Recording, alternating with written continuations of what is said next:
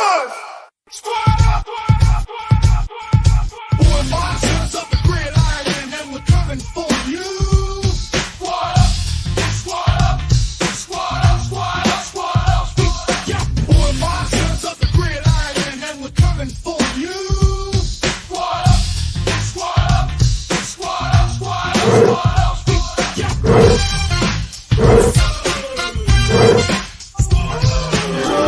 Welcome to the Monsters of the Gridiron podcast. And we're coming for you. Squad up, squad up, squad up, squad up, squad up, squad up, squad up, squad up, squad up, squad up.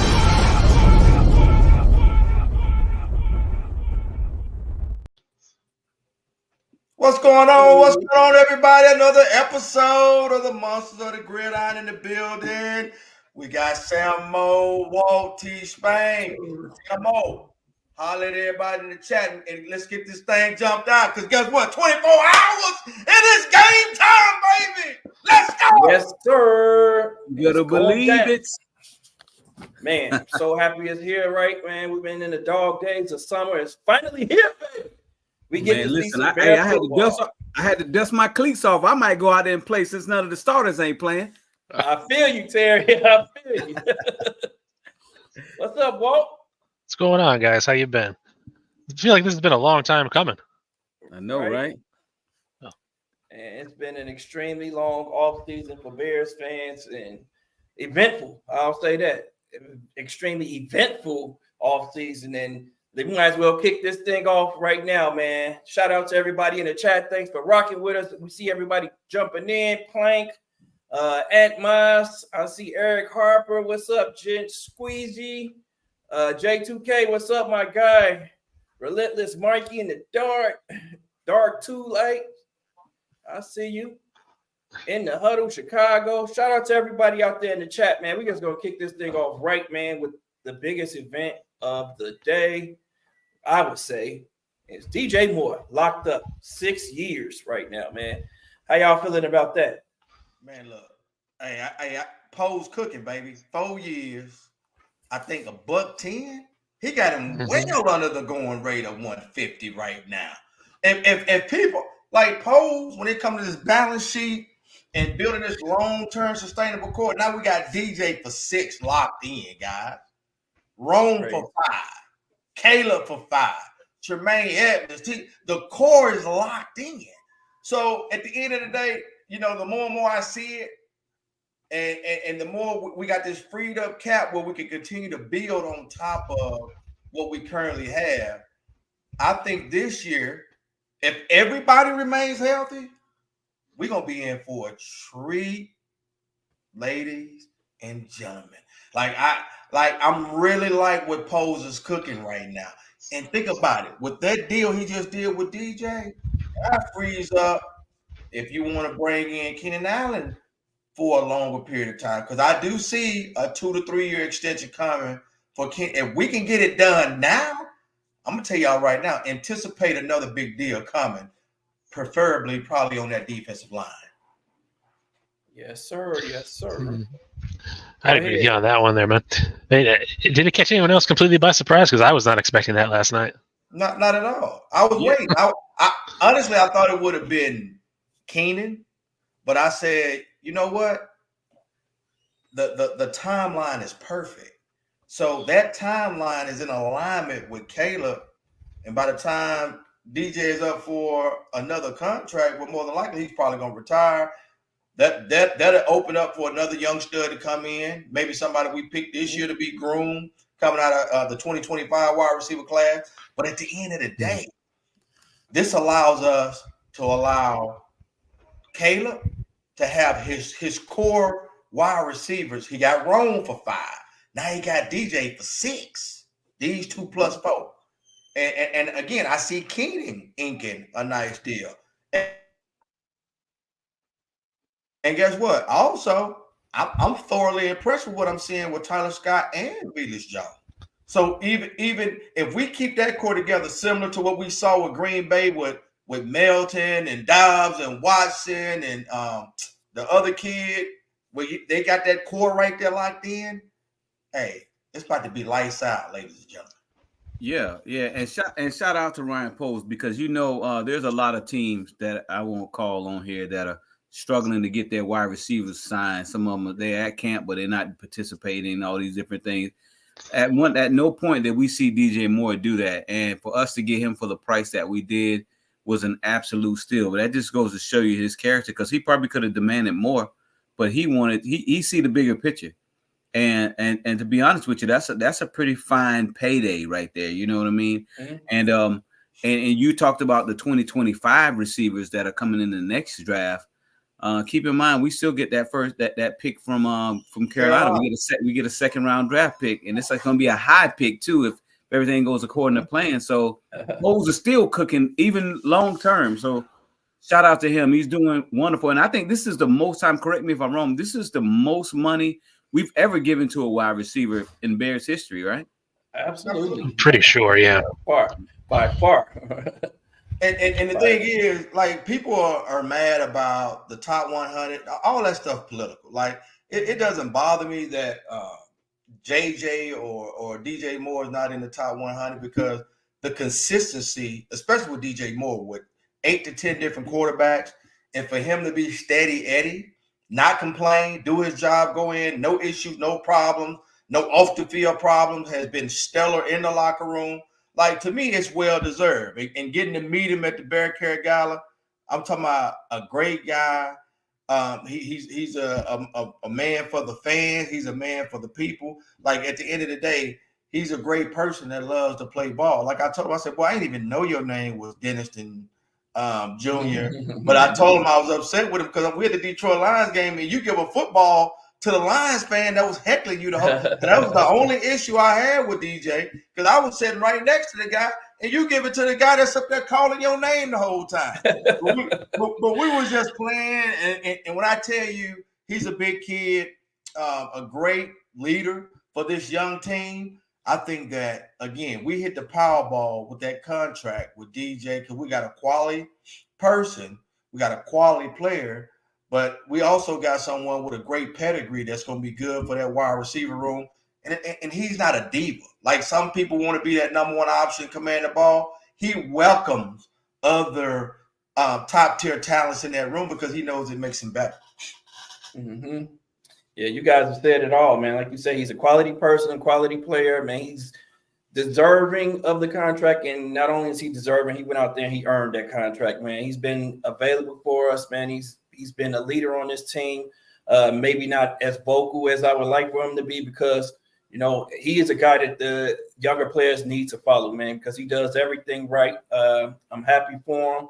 Like T. Spain said, he could have been selfish, man. He could have demanded more money, because when you see guys getting $35 million and you're taking 27.5 right now, that's like you say, seeing the bigger picture and what's to come. Like, this thing is it's starting to look good on the offensive side of the ball with him. You got Rome Odunze. You got your boy Keenan Allen right now for this year. But DJ said in his press conference today, he immediately went to Keenan Allen and talked to Keenan Allen and told Keenan, hey, man, let's get you here next. And he's like, what's your number? He said it's a doable number. So if we may not see Keenan leave it, man. We may get Keenan for at least 2 or 3 more years in the Bears uniform, which would be, man, that'd be crazy to have that trio for the next 3 to 5 years. For Caleb Williams, man, I think bright things are on the horizon for the Bears offense. We haven't said that ever in my life, ever in my lifetime as the Bears. Well, when we had Alshon Jeffries and Brandon Marshall, Forte, but nothing like this, though, man. I think that was a great offense. Don't get me wrong. And Mark Trestman, I thought he did a masterful job of making sure everybody was spreading the ball around. Like, I thought the offense was good. The offense wasn't the problem on that team. Like, we had a terrible defense at that point in time, and we had let all of our stars go on our defense. But you guys are right about that. But this deep offense is different, man. 3 top-tier wide receivers, 3 guys who could be a number 1 wide receiver on any other team. We have DeAndre Swift, who's just hitting his prime right now. And then we have Cole Kmet, man, I think Cole Kmet is a pretty well-rounded tight end, man. A lot of people don't feel that way about Cole, but I think he's a top 10 tight end in this league. So the offense is looking good. Now we just got to solidify the trenches. That's where I'm going to go next with it, guys. That's where I want to go next with it. A lot of talk out of training camp. We can go around talking about, what we've heard from training camp that's making you happy or making you a little, raising your eyebrows a little bit. And I'll kick it off with the Nate Davis saga, man. What's going on with Nate not practicing again, man? It's hard to root for a guy who, is just not showing up for his teammates and his team right now. I don't know what's going on with Nate, but it's just like more of the same. So how you guys feeling about that? I can tell you how I feel about it. The best ability is availability and accessibility. And right now we don't have neither. So, at this point, I would roll with Coleman Shelton at center and Bates at right guard and just make Nate Davis a swing guard. Like, he would really, truly have to excel and, like, seriously dominate with you missing all of this time. Like last year, I get it. And again, when you lose a loved one, I can't tell someone when to grieve, how to grieve, and things of that magnitude. But me personally, I'm going to use that as inner fire to fight for that individual. I'm going to go out there and put my lunch hat on and grab that pail and say, Mama, everything I do at this point is for you. Like I'm going to go out there and persevere and grind. So, again, absolutely. I don't know if this, at this point, is mental. I don't know if it's injury, soft tissue, because everything is so hush-hush. But what I do know is, man, look, we're in the middle of something special where we need him to come bring his A game. And if he's not mentally equipped to do that, then quite frankly, it might be time for him to hang up the cleats. At this point, it might not even be about the physical. It might be more so about the emotional. It might be more so about the mental, where he hasn't made that leap and that transition. So if that's the case, which we don't know, so we can't sit here and speculate or assume. But if that is the case, you don't want to hold a team back. So it might be time for you to hang up the cleats. That would be my personal opinion. Yeah, I definitely agree with that. And, quite honestly, I know the Bears, I'm not going to say they're having, buyer's remorse, because hopefully he can be able to come out and just, show what he's capable of doing. But I know the Bears are probably, like all other teams, they're scouring the waiver wire, and they're going to be doing that for the next few weeks to try to pick up them offensive linemen somewhere too for his insurance policy. I know we have some people that we picked up already, but I don't want to speak for anybody in particular, but I know the Bears have to be, come on, we really need you. We paid you this money. We really need you to come out and perform.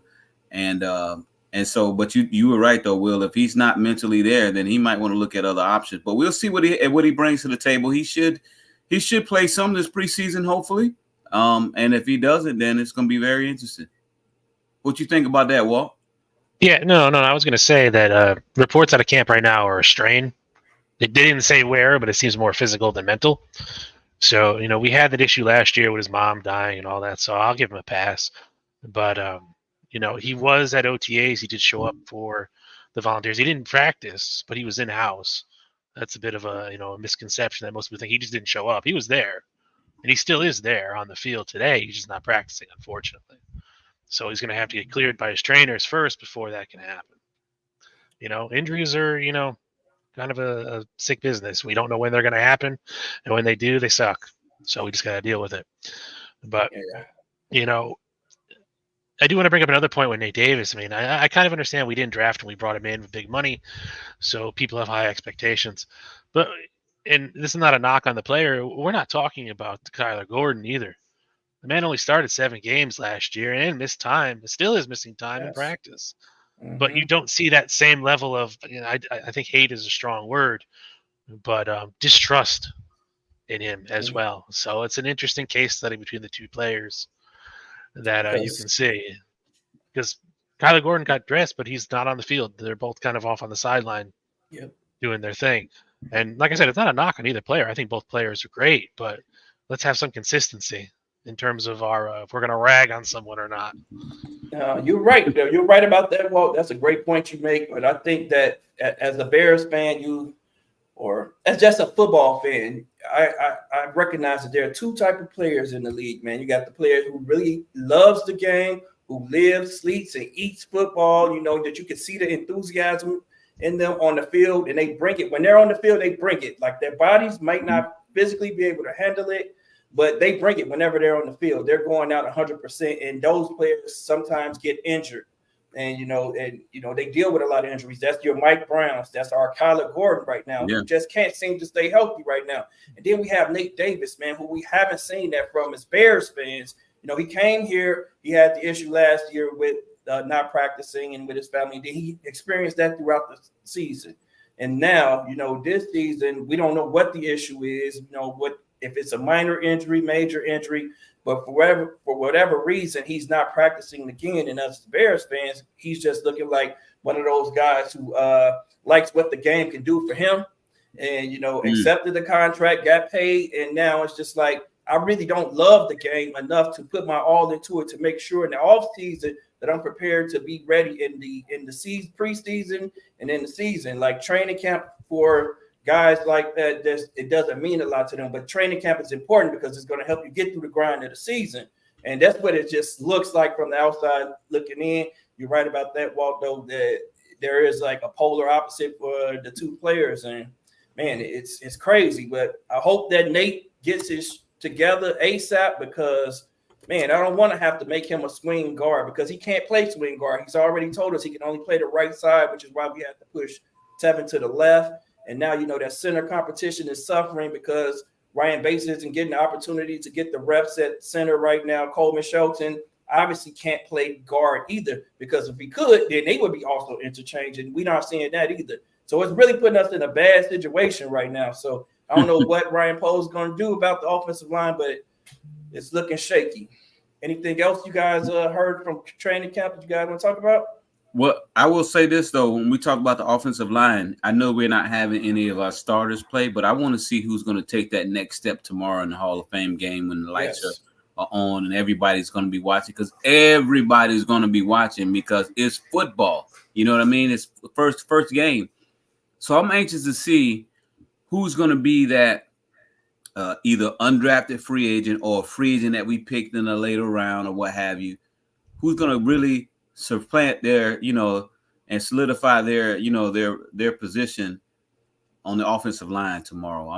That's what I'm most excited about. I was more excited to see if Caleb and them were going to play, but I really want to see what this offensive line going to do, quite honestly. Let's just go right to it. The starters aren't going to be playing tomorrow. How you guys feel about that? Well, I'm gonna be honest, and if I would have known, and granted, we really going to celebrate Devin Hester. Let's be frank about that. But still going to the game, I did want to see at least one series with Caleb, but I figured it would be highly unlikely because this is really being viewed as an extra preseason game. So now we're gonna get a steady dose of Bajan and Tyler Scott and like you said, what's his name, Austin Reed and Ripien. Like at the end of the day, I wanted to get the first insight on this explosive offense to see because the defense has been humming, but I also want to because we know what we have on defense with the exception of depth at the interior defensive line. So. But, I want to see as far as like Ian Willer. I don't know if he's healthy, but it's some certain rookies and drafted free agents that I got my eyes on that I'm going to be paying close attention to see if they could potentially crack that 53-man squad. And in worst case, the ones that don't come back via the practice squad. So you still got to look for the silver lining in the cloud.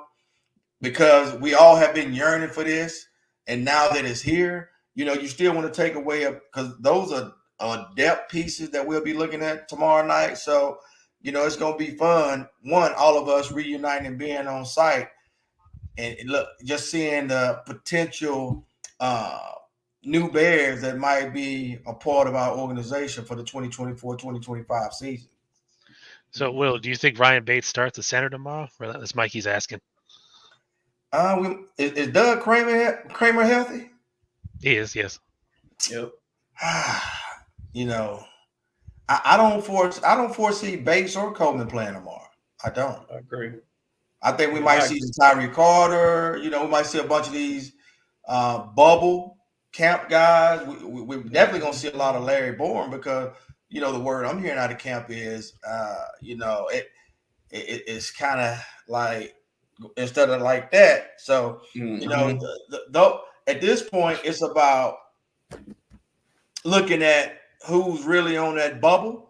Because 2 years ago, we've been like, hey, man, look, Larry Bourne's a lot, Tyree Carter's a lot. But this year, nah, it's gonna be some slow singing and some flower bringing for a lot for Travis Homer, for Larry Bourne. Like I really want to see, like, they really need to come out and dominate and assert themselves because I'm telling you, I really don't foresee those guys making the club. Right. Yeah, and the Bears just recently signed another running back as well, didn't it? Yeah, because Torrey Taylor was designated as an international player. So I'm like, oh my God. So he doesn't count towards the 53-man roster. You see what I mean? So yeah, I mean, that's definitely a win-win for the Bears. So like Eric Harper said, I really want to see that combination of Tev and Darnell on the right side. Oh my God. Running them power zones to the right side. Like, like that would be a running back's dream if you got two of those guys on that side. Yeah. It was for a short period of time last year, right? And man, but you know, again, we get Nate Davis, who says he's strictly a right guard, and now we have to move Tevin to the left side. Man, as far as Caleb not playing, man, I think it has a lot to do. I think he would have benefited. First of all, I feel like he would have benefited from playing in the game, man. Even a few snaps, man, to get the operational stuff and just, you know, get his game day routine down. You know, that little stuff, you know, you get out of the way early. You know what I mean? And he could have went there and handed the ball off 3 times, and I would have been happy because he would have been able to work on, you know, getting the cadence out, you know, getting the call right in the huddle, identifying the mic, and, you know, getting under center, getting your footwork right. You know, those things that's priceless stuff that's invaluable. You're not going to get that opportunity again. And I know that traditionally your starting quarterback doesn't play in a Hall of Fame game, but, you know, this is a different time right now. Yeah, we can't operate off traditions. We can't operate off tradition. We got 3. We typically have 4. That was the 5th game. That was actually the 5th preseason game. Now we're down to 3 preseason games. You know, this year we've been blessed to get the 4th, you know, because we needed that opportunity to, you know, get the guys ready. So with a new coach in as well, new offensive coordinator, everyone's trying to gel. So I think it was a miss on the Bears right now. But I understand, you know, the offensive line is ailing. I think that probably had a lot to do with it. And I understand that they're not paying their starters on the other side. Well, that makes it even better to me. Like, they're not playing their starters, then let's get them out there, get them in quick, you know, let them work on his footwork, get his calls out and all of that good stuff. You know, break the ice, you know, and then get them out of there. You know, give them one quick series and get them out of there. But obviously not going to happen. It's water under the bridge now, but I think it had more to do with the people around him, especially the offensive line, just ailing, man. Those guys are not playing well, and now they're all hurt. So it's just like so many moving pieces too. So I think, you know, it's probably more so because they want to get that offensive line healthy, and, you know, they want to protect Caleb. They don't want to put him behind some backup offensive linemen, even against backups.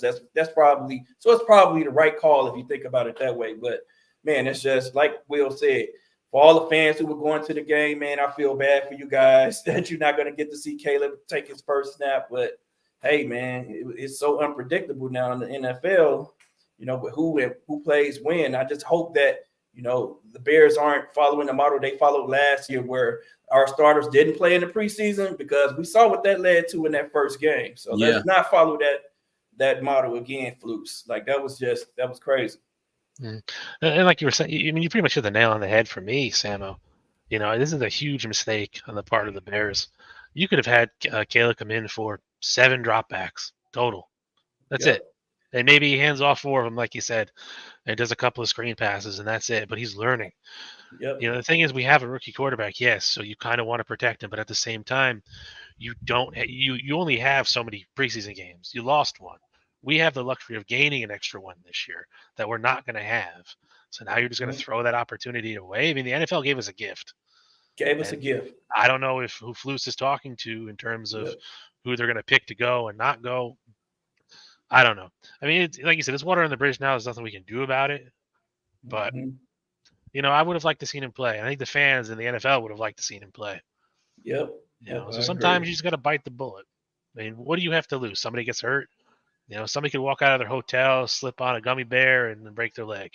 It's that it sounds insane, but that's the reality of things. Yep. So there's that. But what do you guys think about Blue's comment here? He's asking if we're going to see any Rojo or Herbert tomorrow. I was thinking the same thing. I was asking that same question. I think we're probably going to see Roshan tomorrow. I think we'll see Roshan. Give him a couple series, and then because he said we weren't playing starters, and he paid Swift all this money, so Roshan's probably not going to be a starter. But you definitely have to give him this run. He doesn't have a lot of miles on him either, so you're gonna have to let him play. Yeah, I agree. Yeah, and I do want to bring up Sweetie's question too. He asked if Kieran Omegaji is going to play anytime soon. I honestly don't know. I think they're probably going to redshirt him for a while. Let him get over that quad injury. Let's see how it is, and maybe a couple weeks into the season we'll start seeing him, but probably not in preseason. What do you guys think? Yeah, I don't think we're gonna see him. I think they might put him, on the early IR until he fully gets healthy. Like I said, I want to see Austin Booker. I want to see I want to see a lot of these undrafted free agents that we signed in the off seasons and see. Once I saw that Caleb wasn't playing, of course I mentally transitioned to be like, okay, what other individuals I want to pay close attention to, because being there, you want to make the best out of it. So it's like, who do I want to focus on that's going to make the squad? And I got like 5 to 7 guys I have written down that I want to. I want to see how Scott performs. I want to see how Bayless performs. I want to see how Dante Pettis performs. I want to see how Travis Homer is he feeling the heat that he might, because clearly he's there for special teams, but a lot of the guys that they just signed, including that linebacker, Javin White, like he might end up taking one of those running back positions, which might right now belongs to Travis Homer. So those are the positions and key people I'll be looking at, since the starters won't be playing, to see if realistically they'll have an opportunity to compete at a high level and make the squad here and be on that week 1 roster when it comes time to play them Titans.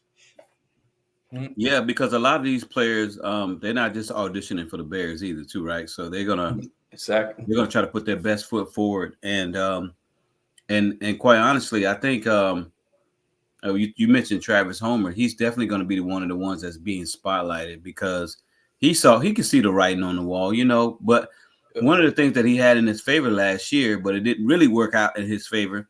Remember that stretch that the Bears didn't have 0 wide running backs? Like we lost all our running backs in like 1 game or like 2 games. And Travis Homer was even hurt, so he couldn't even play, So that kind of hurt him in that aspect. But I think that's why the Bears kind of overloaded a little bit on running backs this year, because they didn't want to fall into that same trap when we were out 3 running backs last year. That's insane. So, yeah. Well, it probably means that Khalil Herbert stays on the team, man, and maybe we don't see Khalil Herbert tomorrow, who, by all accounts, is having a great training camp. Terry, you want to list off some of the players you interested in seeing in this next game too? I see Will already did. I got a huge list of guys right here. I'm gonna run through. Will has named a few of them already though for me. So, is anybody that you specifically happy or interested in seeing? I want to see what Velus Jones Jr. do tomorrow, because I'm not saying he's on the bubble. I think the Bears are still probably going to keep him, but this is an opportunity for him to say, okay, maybe I'm not your first, second, or third option, but I can definitely be your fourth option, and this is why. So between him and Tyler Scott, they're both kind of like duking it out. You know what I mean? Yep. And then another person that I'm interested in seeing is I think we drafted a guy from out of mine slips me, but I think we did pick up a young man from the XFL, from the UFL this year. Yeah, Javin White. Right. Javin White, the linebacker. Yep. Yeah, so I'm interested to see him, but it was on one other player that I wanted to see. I forgot what team it slipped from me now, but I think he was an undrafted free agent that people are speaking highly on, but I forgot his name, and it'll come back to me. But somebody else can jump in because Walt, Terry, you look like. Are you talking about Reddy Stewart? Ready? Yes. Yep. Yeah. Hey, I got. Everyone's tongue recently, so. I'll just get because I ain't want to reveal my name, but that's one of the guys I'm looking at too. Because hey, they say he looking good at nickelback because Gordon is out. So I said, hold up, take a look. Yeah. And I went and looked at some tape. I said, hold up, we might have it's gonna be some battles with Strowman, with Reddy Stewart. So it's gonna be some good players. Unfortunately, having to change their addresses because right now the secondary for the most part is a strength for it's a lot. We already got that. The other player I want to see, and Walt, you and I talked about him before, is that quarterback from Western Kentucky. I believe that's who he came from. Austin Reed. I really want to see him play. Listen, I'm gonna tell you right now. I know a lot of people are not talking about this young man, but I had an opportunity to watch him play a couple times. He can sling it. Yes. And look, I'm not saying that he's going to beat out Tyson, but I will tell you this. We talked about that emergency quarterback. This young man can sling it. So I'm excited to see what he does tomorrow. Yeah, worst case, Austin Reed would be a practice squad addition. I don't see him because of the curve. Talent-wise, he's there, but just time and grade and that transition to this stage, like Tyson has, he's made a prolific jump, going from D2 this offseason. Like he said, he worked his face off. Like he really grinded. He got stronger. I see more muscle. I see the ball got a little bit more zip past 20 yards. I don't see the medicine balls like we saw last year. Because that game against Minnesota in Chicago, that interception, I'm like, man, look, when that thing coming down, man, it looked like a drone. It was up there so long. So at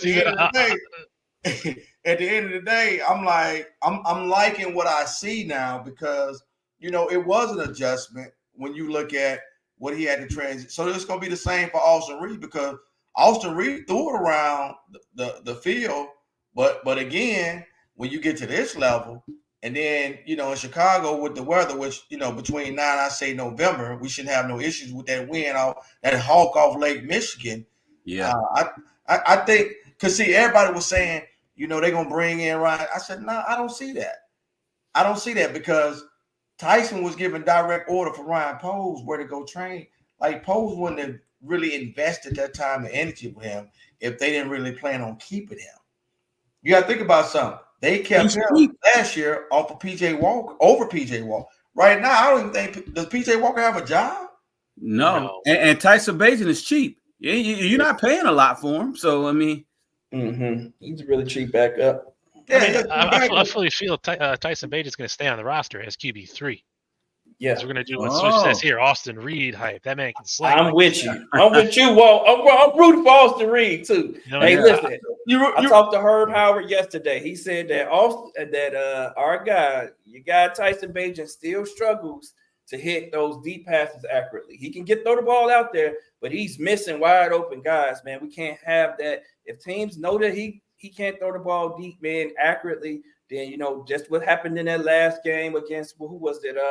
The Raiders. The defense is just going to creep up, and then he's going to be throwing interceptions. He's going to be getting sacked, and I just feel like if Tyson can make the jump to the NFL, then Austin Reed can do the same thing. If the Bears gave Tyson that opportunity, then Reed has that same opportunity to shine. And Reed is like he lit it up in college, man. He got 2 5,000-yard seasons, something crazy. So I think he has an opportunity, man. The guy can sling the ball out there. We know that accurately. Well, here's the thing too. Like people say, oh, Tyson Bagent, Division II.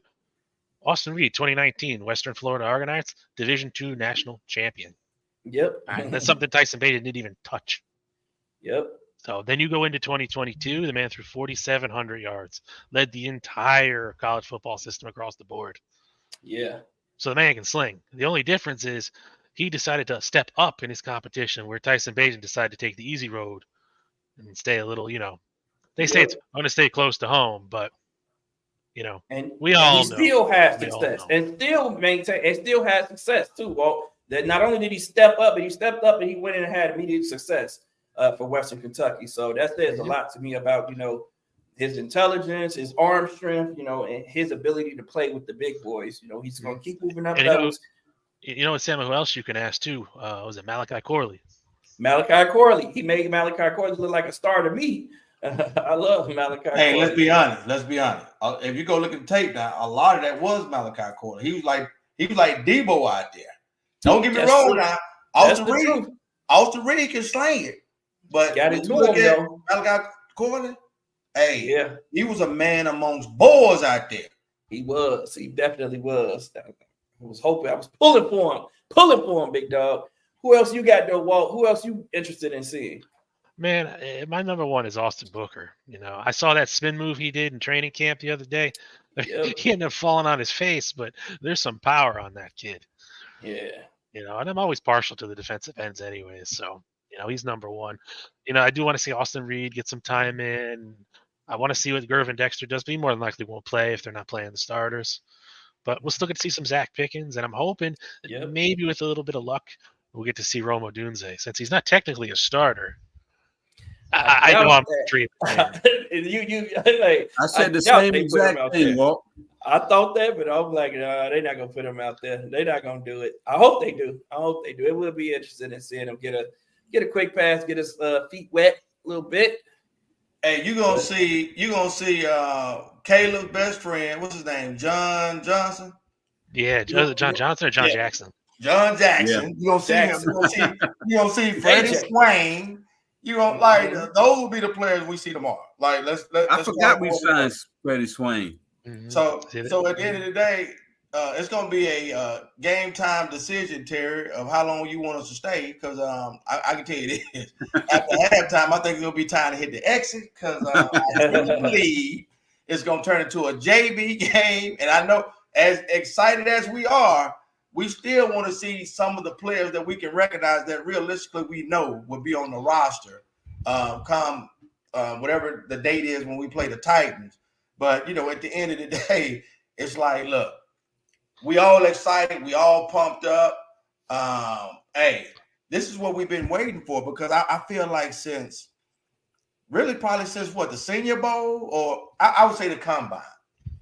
Okay. Like, it's been a long summer because baseball has really done a number on us. The WNBA for a second kept us engaged, but now we got the Olympics. The Olympics is holding us down for the Olympics holding it down now, man. I'm gonna be honest. I'm gonna be honest. Ever since I saw that opening piece where they was mocking Christ, I haven't looked at none of the Olympics. I'm gonna be honest, because I don't know. I think I just been saving all my time and energy for tomorrow night, because I know once tomorrow night happens, we are officially back in the NFL season. Oh man, matter of fact, Will, buddy, you're missing out on some good stuff, man. Am I? Good what am I missing out on? man. Oh yeah, we got the best gymnast in the world taking the floor. You missed all that. Well, I've been saying that because me and Jonathan Owens are friends. So I texted him. I said, man, look. I said Simone doing her thing. Yeah, he hit me back. He said, man, look, I'm very blessed and very lucky. So I've been going back and forth on text with him and looking at Twitter. I've been following Simone, but as far and I've been following the women's basketball. Because they've been dominating. The men almost lost to Sudan. I think they won by one. No, that was earlier. They beat South Sudan today by I think like about 15 or 20 today. No, that's still too close. Yeah, yeah. That's still I too tell you, fast. if any of y'all guys like boxing, so I got a young guy. He's from Orlando. His name is Amari Jones. He Okay. put on a clinic today in boxing. He fights at like 70, 71 kilograms. So that's like that's the welterweight, I believe. Yeah. But he put on a clinic, so he boxes again tomorrow. If he goes, he medals automatically. So look up Amari Jones if you can. Yeah, 21-year-old, very humble young man, but he's definitely a boxer. Got them And you know what? hands, huh? Yeah. I see I a gotta check question him that out. Thomas Casey just asked. I was gonna bring that. Well, I was gonna let Samo bring it up because I know one of his agenda items What's that? as far as the new kick return rules. Because Yeah, we're gonna get there. We're gonna get there. Let me. Can I get my players off? Dang, man, y'all some selfish mother. Yeah, that was next on the list, Sam. I saw that. For you. Y'all went crazy with it though. Y'all went over most of the players though that I have on my list. The Austin Bookers. I know we all excited about seeing Austin Booker, man. We see a lot of potential in him. But Jamari Croma, man, the guy, the UDFA from Madison, Wisconsin. Like, that's a dude I'm interested in seeing what he has. I haven't heard much about him in training camp. You know, maybe he shines when the lights go on tomorrow. Keith Randolph, another guy, you know, Illinois dude, man. I thought Keith Randolph, if he had came out last year, he would have probably been a draft pick. But he came out, he was injured for most of last season, played injured. I think that dude has a lot of ability. We need a fourth defensive tackle, so I'm interested in seeing what he does. Of course, Dominique Robinson got to try to make the squad, so he better come out and ball out. Zach Pickens got to show something. Reddy Stewart, we all knew. I talked about Reddy Stewart the day that we signed him. I put everybody go check me out on IG. You called it. I called it right away. Like, Reddy Stewart is a dude, man. That dude is relentless and fearless, man. That dude is a ball hawk. Man, he has everything to be successful in the NFL as a nickelback, especially, man. Because even though he's small, man, he plays with a lot of physicality. So, man, I'm rooting for him. Terrell Smith, y'all, we haven't heard anything about him this year in training camp. And that was a dude last year who was this time in training camp who was beating out Tariq. He was looking better than Tariq Stevenson. So interested in seeing what he does. Micah Baskerville is always interested in the preseason. That dude just shows out, he just makes plays, man. He's a good linebacker to me, man. So yeah, Well, Sam, you gotta watch the highlights. There's a highlight of Terrell Smith the other day breaking up a pass from Tyson Bagent. Really? So See, I missed that. He's out there. Yeah, that's the big body dude, man. Like, you guys don't know, man. I was ready to go ahead and let Jalen Johnson walk away because we had Terrell Smith and we had Tariq. Like, if it happened, it happened. I was confident. I had that much confidence in those two guys. So, man, now we just have him as a really good depth piece. So hopefully everybody stays healthy. But if not, I'm happy about what we have in depth with him. So. And he's going to play well this season when he does get his opportunities, I'm sure. Another dude, man, who doesn't get talked about a lot is dude from Memphis, Quindell Johnson, man, a safety.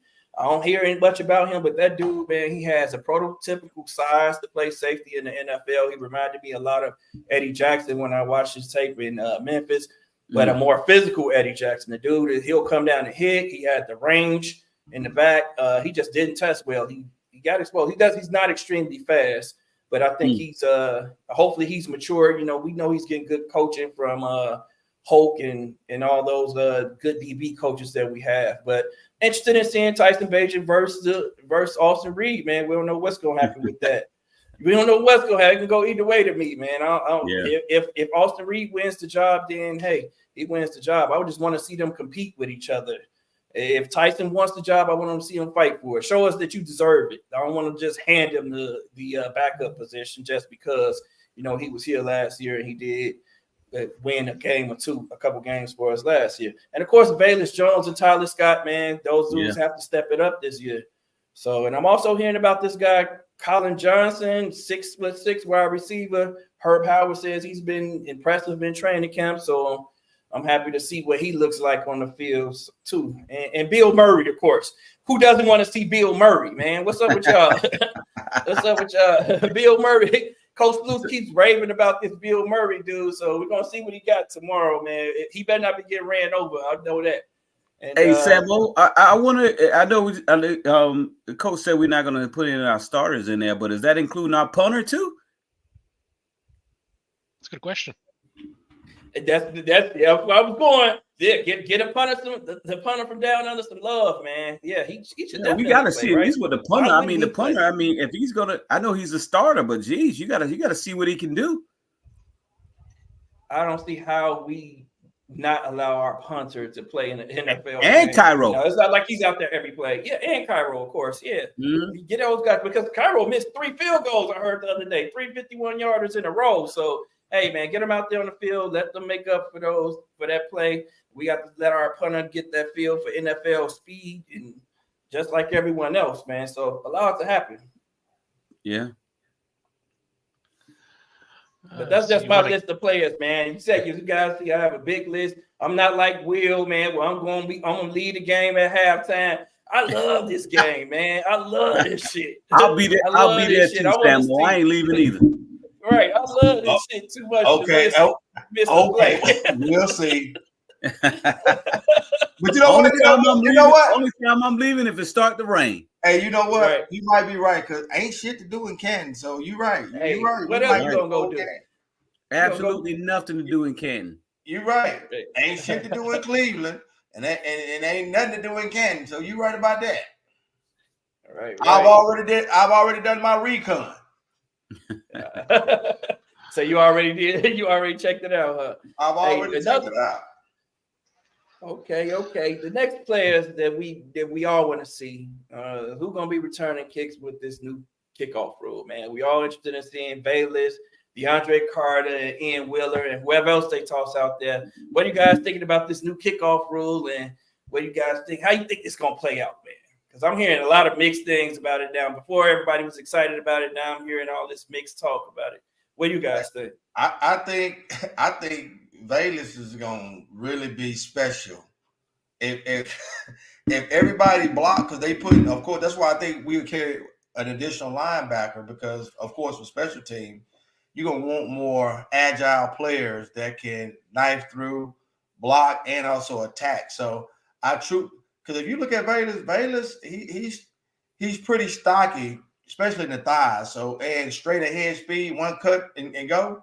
I think he would dominate this. I think Ian Wheeler will be great for this. And I also think Tyler Scott, because Tyler Scott used to be a running back before he transitioned to wide receiver. So I think those are the three that I'm going to watch in the battle for this, because like you said earlier, Samo, Colin Johnson, he's a big body wide receiver, but I think he'll be a victim of a numbers game.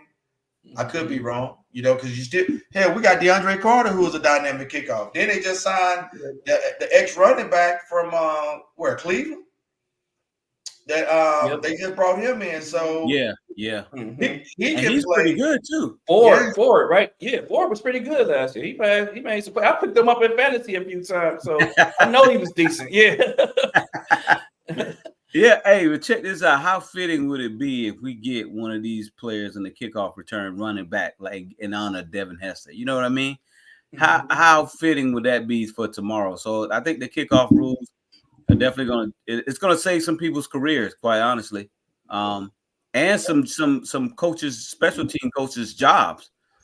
If in particular, if you get some of these good kickoff returns, in particular with the Bears, and they can get somebody like Bayless, Jones, Ian, or whoever's going to be back there, you can get some little trickery now. Now we're able to see more trick plays, maybe a little, a little throw, a little throwback or something, and roll out there. I'm just excited. I think they're going to open it up the whole palette, because everybody's auditioning. But how fitting would it be if we get somebody to run one of these kicks or punt returns back in honor of Devin Hester? But you know what? It's funny you saying that, because I was thinking about that too. I said, man, if somebody bring one back tomorrow night like that, that would be super fitting. Like in honor of the GOAT, the best to ever do it. Like, and what if it's Bayless? That in itself would solidify his spot on this roster. I could care less what it, because one thing I think about Bayless, he's always been somewhat of a underdog. Mm-hmm. So I think tomorrow is going to show a new day for the Bayless Jones era in Chicago. So, whereas people have been knocking him and talking down on him, I think now he's really established his niche. Because I said, look, if you hold on to the ball, you'll be unstoppable. I told him, if you catch that rock, you'll be unstoppable. Because I truly see him as a Debo type player. And if you give him a special set of plays or game, I think he could really be successful. Because I remember that game last year against Cleveland, he was the only person that had rushing carries that netted positive yards. 2 carries for 23 yards. Everybody else was either in the negative or like 8 carries for 6 yards. Like you got to have balance.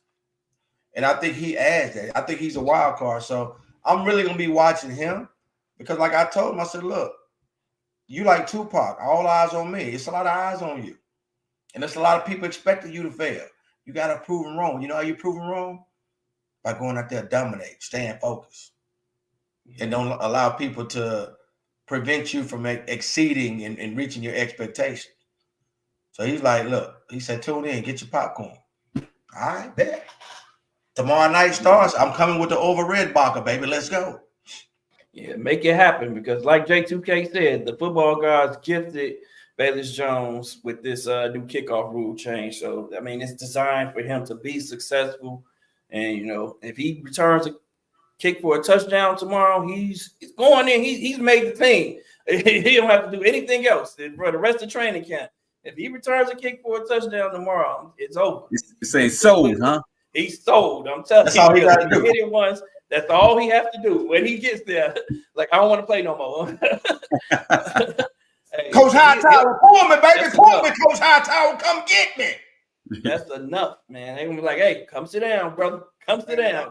We knew you could do it. Hey, we got to find a role for Bayless, man. He got, like you say, man, the dude has a lot of talent, man. I don't know why. He's an athlete. It just doesn't seem, yeah, he's an extremely good athlete. It just doesn't seem like wide receivers that position for him. Like, he could be a Debo Samuel, man. He has that body type, man. He has that demeanor when he runs with the ball, man. It's just about catching the ball for him. I think they try to throw him too many deep routes, man. Now he can't track the ball well. But I think if we get that dude on some slant routes, man, get the ball in his hand quick, let him go hit it. Like that's his game. Like, man, I don't know why we try to, turn him into this deep raw guy just because he has the speed to run deep doesn't mean he should be running deep. You know what I mean? Like, get the ball in the man's hand, let him go work from there.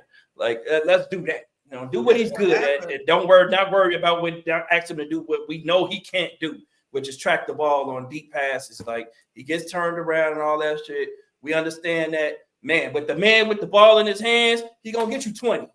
He gonna get you 20 on the end around. He gonna get you 20 on a quick slant. So give him the ball, man. Get the damn ball in his hands. So hopefully Shane Waldron understands what Luke Getsy did, and we see Bayless Jones have some success because he is one of the most polarizing players amongst Bears fans at the moment. So this is his time to shine. So we'll see what happens with him. Man, I feel like we're already seeing that right now, Sam, between the difference between Shane Waldron and Luke Getsy. Mm-hmm. I mean, and Valens has caught a couple of good deep balls from both Caleb and Tyson and all that. So maybe he's taking that leap. Mm-hmm. Whatever issue he had I don't think it was really his. I think it was more the guy with the clipboard than anything else. Yep. Well, we'll take it. So, hey. We'll take it. And, speaking of, Walt, now that you say that, like, that's maybe something else we should be interested in seeing is how Shane Waldron not only calls plays, but how he uses players, man. If you're going to use guys to their strength or you're going to ask people to do shit that they're not good at, every player that's in the NFL has some talent, man, where they can do something because teams wouldn't draft you if they didn't see you do something well. So, a lot of players do what he's able to do well right now and work on all the other shit that he's not able to do in practice until he gets good at that. Don't ask him to do it in the game. That's how I feel about it. That's a smart offensive coordinator to me. Because the big thing is, it's like, yes, you're a coach and you're a coordinator. You're supposed to call the plays, right? That's part of your job. The other half of your job is also training these individuals. Mm-hmm. Yeah. And if you can't do that, then it doesn't matter what you call. Mm-hmm. Yeah. So you gotta have balance, like you said. Knowing your players. That's the other part. Like you said, knowing your players and what they're good at. KYP. Know your players. Like, know your guys, man. Bayless can't take the deep route. Hey, we're not going to ask Bayless to take that deep route. Tyler Scott, we seeing you doing it in practice. You looking good now. That's you. You know, that's you right now. Bayless, everything underneath, go eat. Go eat. Yeah. End around, go eat. You know, all of that good stuff. That's what he's good at. Allow him to do that. You know, and be successful at doing that. Because if we ask him to do shit that he's not good at, then that's hurting us. That's hurting the whole team. It's not just hurting Bayless, you know. So Luke Getsy just pissed me off a lot with that last year, man. To keep asking him, like, I just couldn't understand it. And some of everything you saying, like it's really not a Bayless issue. It was an inexperienced signal caller issue, not knowing how to truly use his player skill set. And see, that's the mark of a good coach, a good coordinator. Yep. Knowing your offensive guy's talent. We saw that against Detroit. You got Tyler Scott. When we were up 26-21, running a go route, that should have been Darnell Mooney. Someone like the year before, Darnell Mooney making one-hand grabs against Minnesota, against the Giants, and you got a young rookie running a deep route in a crucial moment that could have solidified and locked the game down. And I feel more than comfortable that Darnell Mooney would have made that catch because he knows how to track the ball. You know, Tyler Scott is a rookie. You got to know that you got a rookie. You don't put him in that situation. You know what I'm saying? So again, when you look at it, so these guys get a bad rap, but like Dez Bryant said, like a lot of other veterans saying, like it's the coaches, because coaches now they want to come in and be like, I'm the smartest one in the room, and they, you know, they're really not coaching and developing these players. So players that have the potential to be great. How can you be great if your coach doesn't put you in a position to be great? If the coach don't put you in scenarios and give you the mismatches, like if I go out there, I say, hold up, man, they running a 4-4, they ain't got no, like I'm gonna put a matchup like Bayless on a linebacker that I know he can't match. But what he gonna do? 5 wide against Minnesota, Carl Blossom game is the first read. Yeah, that's crazy. Justin gets sacked. You got a cornerback looking like right.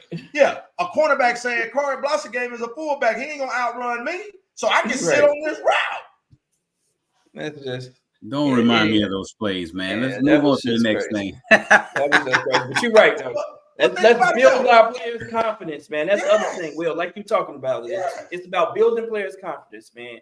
You know, if we had built up Tyler Scott's confidence in the other games about allowing him to do shit that he was good at before asking him to do something that he really wasn't comfortable doing in a crucial moment of the game, then maybe he would have made that play. But we have to build our players' confidence, especially young players, rookies, man. Build their confidence, man, by allowing them to do what they're good at and see some success, and then, you know, build on that, build from there. So let's hope that I feel like we got the right guy and he understands that. But man, I felt like that in the past too, so I don't want to speak too soon. That's right. So I'm with you on that. We'll see tomorrow. Hey, man, Hard Knocks, man. Hard Knocks is in town, man. I think the Bears have gave them a lot to talk about, man, from everything that's happened. You know, the whole Caleb Williams and Rome Odunze signing saga, the DJ signing, you know, the up and down days of training camp that we're going to see from Caleb Williams and how he responds to that. And we get to go in the back room now and see how he's talking to coaches. So, man, I'm so interested in seeing this, man. Anything that you guys have heard from training camp that you're just really interested in to see how it plays out on Hard Knocks. I hope they don't water it down, man. I hope the Bears don't make them water this shit down. That's really what I'm thinking about. Yeah, and I think that whole signing fiasco with Caleb and him asking all these different questions about his contract and stuff, that was all a part of the Hard Knocks thing. Him and Odunze both signing at the same day. That was all a part of the whole Hard Knocks thing. So it was more for TV than anything.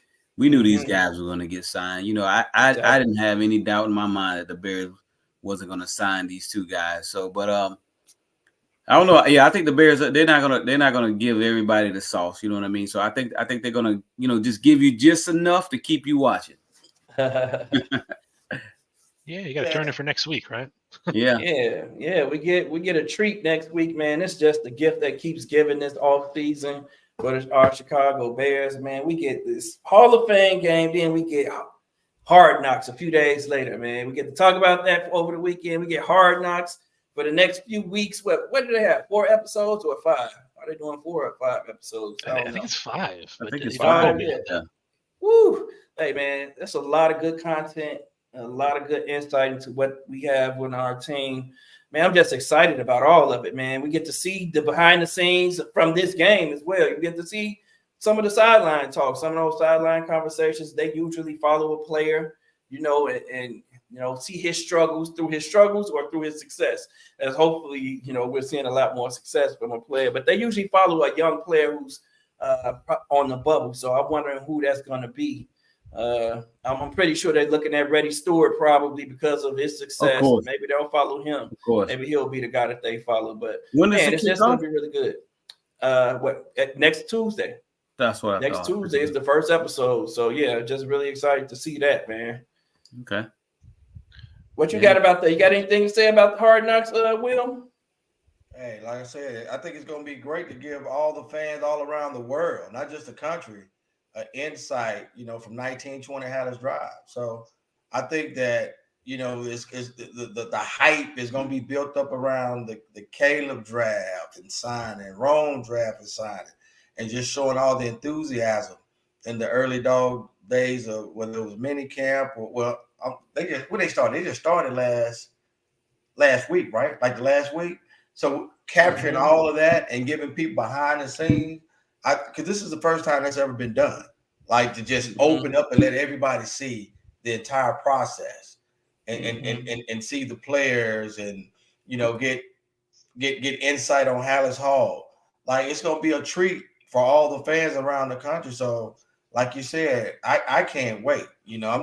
I was trying to get up there so I can see if I can get me a couple episodes, but I've been super busy this summer. But now that schedule starting to free up a little bit, so I'm gonna slide on up there and see if I can get me a little FaceTime. But I think it's gonna be good for everybody because, quite frankly, this has been a long time coming, and it's giving more visibility for a whole new fan base. That's why I'm glad we got Jonathan Owens, because we got Simone Biles. Like we got some actual star power outside of the Bears that's going to bring a new set of eyes, just like what Kansas City Chiefs did with Taylor Swift. Look, we got our own Simone Biles. So just seeing everything now, seeing these guys coming, the new energy, like it's going to be great. I want to see if they include anything like from the talks of the stadium. Hopefully we'll get some more traction on that. So, because to me, I think at this point, that's the final thing that needs to be solidified. So we can know in about 36 months, where we'll be going to enjoy some good inside dome. And now I can start going to games in Chicago in December. Because I can tell y'all know, I don't normally catch a Bears home game and probably right before Thanksgiving, and I shut it down. Because I can't deal with that home. So I just think now that, being a charter franchise, because I was just looking at the valuation of the Cowboys, $6 billion. That could be us in a landslide. 100% of everything coming to the Bears. Because when they do these drafts, these like when I see the money that's being made with AT&T Stadium, the concerts, UFC. They it's crazy what we're missing out on, because that right there will bring more jobs and create more opportunities. So that's the last piece I'm waiting to see. But I think this whole Hard Knocks for us, I think it was great because it gives us some access to something that a mass majority would have never had access to. Right. Yeah, I know Leo Factor says he wants to see more of Kale's personality and character. I think you're going to see a lot of that, man. Yeah, a lot of that. So yeah. Yep. I want to see more of Eberflus's personality and character, man, because that's the dude, we all still silently have questions about Eberflus, man. Let's keep it real. Like, man. But I feel like Lions fans had those same questions about Dan Campbell after their Hard Knocks, after, some of the crazy shit that he was saying that we thought was crazy, but it really inspired his team. So let's see how Flus is inspiring these guys, because for all talks, about Flus, the guys didn't quit on him last year. I want to know how he did that, because I didn't see that. I didn't have the confidence in him from watching his press conferences, but for some reason, the team did have a lot of confidence in Matt Eberflus, and he's our guy, at least for this year, man. So I'm rooting for him. I want to see how he fires guys up. I'm happy about hearing the times where he's made the team start shit over because they came out in drills flat or didn't run to the next drill. Like I'm happy to hear shit like that. Like you have to be tough on guys right now, man. And that's important to me. So every coach, every good team I've been on, we had a tough coach that way. We would coach tough in that manner. But every bad team I've been on, coach was a little bit soft, and he treated the star. He didn't treat everyone the same. I want to see that too. You treat every player the same. You still got your stars, and those guys, get treated a little different behind the scenes. But around the guys, those guys, everybody's the same, man, and that's how it's supposed to be. And every time he took Montez Sweat out for touching Caleb at least 2 times. I like that too. Hey, I'm sure that's gonna be on Hard Knocks. Yeah, Oh, yeah. I'm sure that'll be on Hard Knocks. I'm sure it's somewhere. They have it, whether it makes it's on there somewhere. Hey, Montez Sweat, he did an interview with NFL Network right after that same day. He just said that practice was going too long that day, and I was just ready to get the hell out of practice. I was ready for it to end, so he was a little frustrated. He said, and so he kind of lost his mind a little bit. But hey, stay off my quarterback, man. Montez, go do that to all the NFC North quarterbacks. Right, don't do that one. That could have ended bad. Do you guys remember the Tyreek Stevenson interview that came out maybe 2-3 months ago, somewhere along that lines, where he said he didn't run out of ball and coach took him out of practice? Yep. He said he took him out of practice because and he didn't know why.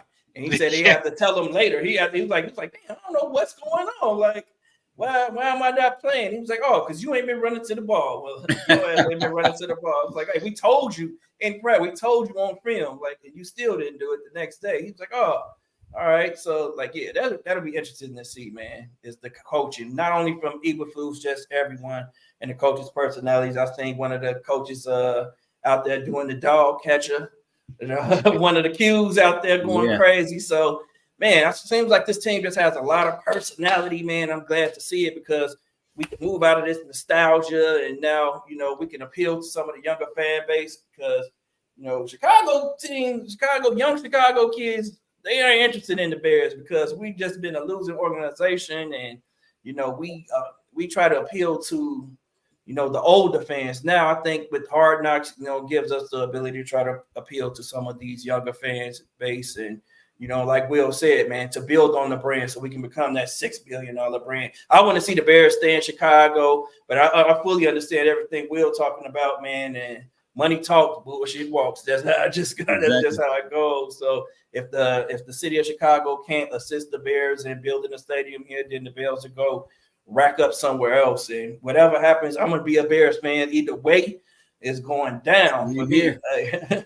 Hey, anything else y'all want to talk about, man, before we get out of here? Let the MODG squad know we're going to do a fantasy football league this year. We got the merchandise coming. We're going to have membership packages coming. Like, we about to offer a lot to give y'all a fan-filled experience for the 2024-2025 season. We're going to have ex-Chicago Bear players. We're going to have Chicago Bear sports personalities. We're going to have the tailgate parties. You're going to have access to hang out with us at the game with a lot of the former players, like I said earlier, with a lot of the Chicago sports personalities. So it's going to be a fun-filled year where we're going to bring a lot into perspective to make sure that you're entertained to a point where you've never been entertained before. So I just want everybody to be ready for that because that's coming on the horizon. Definitely is, man. So it's gonna be an exciting year for us, as a podcast network. And it's gonna be an exciting year for Bears fans, man. So like Will said, get ready. It's about to be. We're gonna keep it exciting all year long. If we lose, win, or draw, we're gonna make sure this is an exciting year. Yeah. And you know what, guys? I'll give you a little hint. I may have a surprise for everyone in chat on Friday, so be ready for that. If you're interested in training camp, I might be able to hook you up with a little something. So we can't wait. Can't wait to see it, Walt. I'm interested. Hey, man, I'm going to end it on this, man. I got something else to talk about real quick. Like, I know we talked about Bears. We're going to talk about a former Bear real quick because it still affects us, man. Justin Fields, man. Have y'all been hearing about and seeing what Justin Fields is doing in Steelers training camp? Bro, Like, I don't know. my son is a Steelers fan, bro. I can't help but hear. He's Yeah. like, man, see, Dad, that's Bruh. why I never liked the Bears. Because he's like, man, Justin Fields is the man. Are we going to any Steelers game this year? See what I'm saying, Chicago? Yeah. Now you're forcing me where, because, you know, fam, look, blood is thicker than water. Now I got to take my son to Heinz Field to at least 2 games this year. Because I told him that if the Steelers had a better record than we did last year, then we could do that. And that was before I even knew Fields was going. And I'm watching Fields and Pickens light it up. One-handed grab. That actually works out better for the Bears, though. Yep, it does. It does. Like, again, now when you look at it, okay, Poles had to get his guy, reset the rookie clock to really, truly build out this team. Versus, because no matter how you look at it, you're going to have to give Justin the going rate. As far, because if Jordan Love got 55 a year, Justin would have probably got about 50 because they both are represented by athletes first. So at the end of the day, the going rate, a lot of times what I'm seeing right now, because I was listening to LaShawn McCoy and what is that, Speak, and he made some good points because when you look at other position groups, they're not getting paid other than like wide receiver now. They're getting paid on productivity. And edge rusher. And edge rusher. Positions. They're getting paid on results of productivity, not projection. Where the quarterback position is getting paid off what? Projections. Because projections, yep. At the end of the day, the only position that gets paid off of projections. So if Justin balls out, I'm anticipating one of those Baker Mayfield type contract. Or then again, he might get a 4-year, $200 million deal, or a 4-year, 100. If he keeps doing what I'm saying him doing, I anticipate 4 years, 200 at a minimum. Yeah, I can see it happen. I Because can definitely see it happen. That offense is ideal for Justin's skill set. And he got the skill set players in Pickens that, man, that boy's a monster. And they got Davenport in the backfield. Like, that boy's a monster. Hey, and they have the offensive line that we didn't have either, man. They won and draft. They solidified that offensive line in the draft. They already had really good a decent offensive line, but they solidified it in the draft. So he's going to be protected well, man. And he's going to have the time to get the ball off, survey the field, man. And we know what he can do with his legs. Like, man, Justin out there killing it. Like we said, I'm a little upset, though. I'm still feeling a little slighted just because I feel like the Steelers have fleeced us twice now. It's like, man, we only getting a 4th round pick, and Justin Fields is probably going to lead them to the playoffs, which is going to piss me off. But, hey, salute to Justin Fields. And I'm hearing that, you know, there's a trade that they're trying to make with San Francisco for Brandon Ayuk. So imagine that. If Justin has Brandon Ayuk and Pickens, like, man, that's going to be a damn good offense with Justin Fields and those 2 great receivers in the offensive line. So I know we are all Chicago Bears fans, but I'm rooting for Justin Fields every time we don't play Justin Fields. So know that. If you don't know it, now you know. If you didn't know, now you know. That's my guy still. That's my guy still. Anything else y'all want to talk about? No, we're excited, man. I got to get off here because we got to. Yeah, I got to get off and get ready for tomorrow. Yeah, we got to get ready for tomorrow. Let's shut it down then. Baby. Hey, we're gonna be back here on Friday. Salute to a Bears win tomorrow. Let's go. Salute to a Bears win. Let's get it. Squad up. Bear down. Bear down, guys. All right, bear down.